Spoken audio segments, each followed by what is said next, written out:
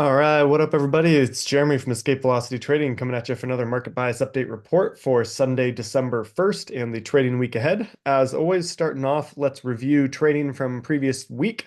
Last week, I did not do a video. It was going into the holidays, and I said I was going to take some time off. And while I did spend quite a bit of time away from my computer, especially compared to my normal, I just couldn't help myself. I saw a number of really good trade opportunities sneak up on Bitcoin, and so I did smash 10 different trades over this last week, resulting in a gain of 19,125. And as you can see here, all of those were on Bitcoin. One of them was a quick short opportunity, and the rest of them were quick long opportunities. Most of these were day trades, although I did hold the last one overnight that resulted in a gain of $11,275. So the lion's share of that end result, but not a bad trading week, especially since it was a short trading week with Thursday completely off and Friday being a half day. So with that, let's dive in and look at the charts for this coming week. First off, looking at the S&P 500, we are in a breakout situation here, looking at a high base or kind of a cup pattern here. And really, you have to remain bullish. I am starting to get a little bit more skeptical of the bullish momentum continuing without a little bit deeper of a retracement, even though this is pressing right into resistance as we record this video on Sunday. And all of my typical indicators on the chart, at least, are showing bullish momentum is still in play. If we toss this out to a weekly chart, we can very clearly see divergence in the RSI and also divergence in the MACD. Anyone that has followed my channel for any length of time know that I really, really like RSI and MACD in combination with a couple other indicators, one of which are these arrows you see on the screen that I've actually coded myself in Thinkorswim. But this divergence signals that there is a difference between what we are seeing in the chart and what we are seeing in that indicator. So from this time period, basically going back to the beginning of this year on the weekly chart, just after, we can see that from the end of January, the RSI put in a high, but the price has continued to set higher highs from there, whereas the RSI has actually been setting lower highs moving across that same time span. So here we can see the higher highs in the chart. Here we can see the lower highs in the RSI, and this is actually getting confirmed as of basically beginning of April. The MACD also started to show divergence from the bullish nature in the chart. Now we are seeing kind of a bearish divergence in the MACD with higher highs in the price chart corresponding to lower highs in the MACD. So this tells us that one of two things has to happen. Either the RSI and the MACD are lying to us, and therefore they will break out of the previous highs they had set and revert back to line up with the price chart itself, or the price chart is lying, and these two indicators, excuse me, are giving us an early warning sign that something deeper in terms of price depreciation might be coming our way. With this said, looking at the chart and seeing how far we have run this year without any really major corrections, I do tend to side more on the side that the indicators are actually giving us a sneak peek into the future as opposed to them trying to reverse and then catch back up to price action. So on the S&P, dropping back to the daily chart, while we do have a breakout of 60, actually exactly 6,060 lining up here, I am not probably going to be playing that to the upside. I am more likely looking for the breakdown of some of these important moving averages and probably eventually a sell-off back down to the 5,600 level, somewhere in that zone. If we go out to the Nasdaq, we can see basically the exact same thing, although we have a little bit more relative weakness compared to the S&P. While the S&P is already pushing back up into our breakout territory, the Nasdaq is not. If we toss this out to a weekly chart again, we can see very, very similarly that we do have decreasing pivot highs on the RSI, and now more recently decreasing highs potentially on the MACD, even though this has not set an actual pivot yet to confirm that on the MACD, the RSI has. So that tells me that the strength is a little bit more so in the S&P than it is in the Nasdaq, but both of them are starting to give divergent signals. Now, if we go out to the Russell 2000, we can see basically the exact same thing happening here. Divergence with a pivot high on the RSI. We have not seen a pivot high come in lower on the MACD. So this one is divergent on the RSI compared to the price chart, but we do not have any divergence so far on the MACD. If we do get a pullback and set a lower low and lower high on the MACD of the Russell 2000, that would be confirmation on there. But I do actually think that the Russell is probably the area of the market that is going to hold up the best in any rotation, because there are still a lot of names in that area that are coming off the lows and might be a place that money rotates out of the S&P and out of the Nasdaq and into for future gains. Going out to the Dow Jones, here we can see pretty much identically. Again, we have the bearish divergence on the RSI indicator while we are setting continued higher highs on the price chart. And then we are setting basically equal pivot highs on the MACD. And when you have equal pivot highs on the MACD instead of divergent or convergent, meaning that they are either moving higher in lockstep with the highs of the price chart or lower diverging from the price chart, this is anybody's guess. It kind of is a 50-50 coin flip, but because we have the RSI signaling divergence pretty clearly, I am leaning towards that in the Dow Jones as well. Going out to Bitcoin, we got a big spinning top doji candle here on the weekly chart last week. If we drop this to a daily chart and zoom in, you can see basically very, very similar to the S&P 500. We are pressing back up into a potential breakout zone of this all-important 100,000 level. Now, with that, we are seeing the daily RSI crossing back from being overextended into the bullish territory, breaking back below that 70 zone, and that is technically a sell signal usually for the RSI. Now, I do discount sell signals on the RSI sometimes, especially when there is really strong momentum to the upside. But I am going to be paying attention to this not for a sell signal, but for it signaling that any breakouts that we have here in the next few days until we see a bottom in the RSI and see it start to get some bullish momentum again are going to need to be taken with a grain of salt. I am less likely to take and be excited about breakout trades here because I am seeing that sell signal into the RSI and because the MACD has crossed bearishly in terms of the signal line versus the MACD line. Now, with that said, it is still very clearly in bullish territory because anything above this purple zero line for the MACD is bullish.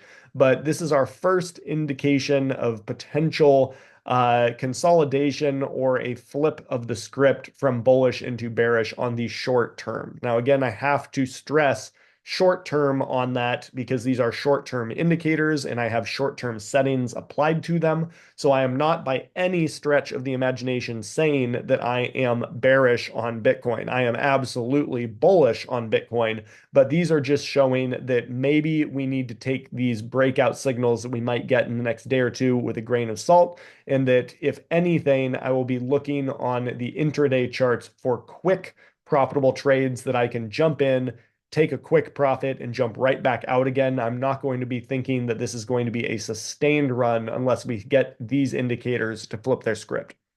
Going out to Ethereum, dropping back to a daily chart. This one is actually interesting to me. We are seeing a difference between the RSI and the MACD, whereas the MACD and the RSI have been showing similar signals for most of the other assets that we've looked at so far. On Ethereum, the RSI is showing potential sell signal, showing it has been overheated, where the MACD is actually picking up steam to the top side. So that is interesting to me. If we flip this out to a weekly chart, we can see that we are crossing into overextended territory on the weekly, but we have some room to go still on the MACD, and we are actually just crossing above a really important diagonal resistance line that has held true basically all of this year. If we can close this coming week above that and hold, it would make sense to me to probably come up and challenge the 4,100 level. But again, I'm going to be taking these with a bit of a grain of salt just because Ethereum and Bitcoin tend to trade together a lot of the time. And if Bitcoin takes some time off, it makes sense to me that Ethereum might take a little bit of time off and consolidate here, hopefully give us a high base pattern we can trigger off of around 3,800. Going out to gold.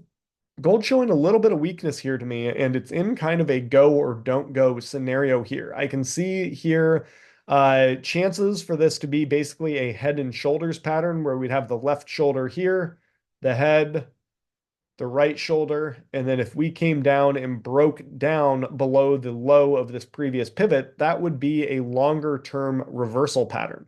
That said, if we do reclaim the 50-period moving average here on top and break out of the 2,700 level again, this could be viewed as just kind of a blow off top with the volatility and then coming back in strong with the bulls, finding a higher pivot low and breaking out once again to resume the uptrend. So it really depends here on how you look at this chart.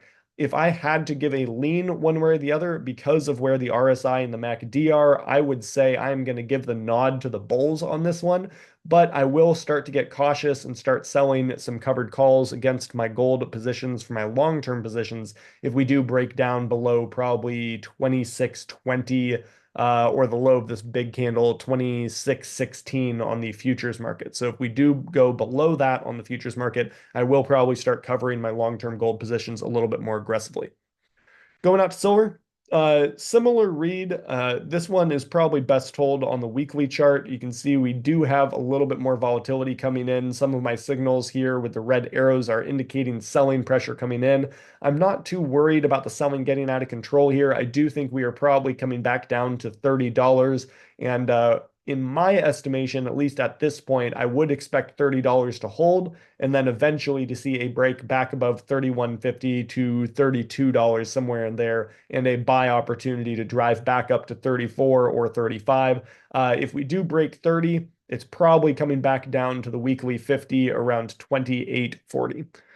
Going out to copper. Copper is fighting to hold on to the weekly 200. I don't have a strong read one way or the other of this. If we do break back above, I'm going to call that $4.28, I might be enticed for a quick bullish trade. But other than that, this is probably a stay away for the time being. Going out to Palladium, need to drop this back to a daily chart to see what's going on. Threatening a breakdown here. I would not be surprised to see this resolve itself to the downside. A breakdown below 974 would be confirmation, and then probably heading back down to the previous pivot low around 910. And then below that, if bearish momentum does really take hold, heading back down probably to the 850 to 800 level. Going out to platinum. Platinum, fairly similar to Palladium, although this one's a little bit choppier, doesn't have as good of a read on it. I wouldn't be surprised to see a little bit of reprieve here back up into the 200 and testing the 200 as now overhead resistance instead of support. But this one is a little bit harder to get a clean read on, so I will probably be staying away from it in my personal trading. Going out to crude light. All of our moving averages are above us as overhead resistance. We do have a defined overhead diagonal resistance line as well. The RSI is starting to clean itself up a little bit here on the daily chart, and the MACD line is just kind of stuck in the mud just under the bullish bearish line at zero there. We are just kind of reversing in the bearish category. This to me is still a stay away for now. There's just not a clean read, and there hasn't been for quite some time in crude light. So I am going to be waiting for this to clean itself up.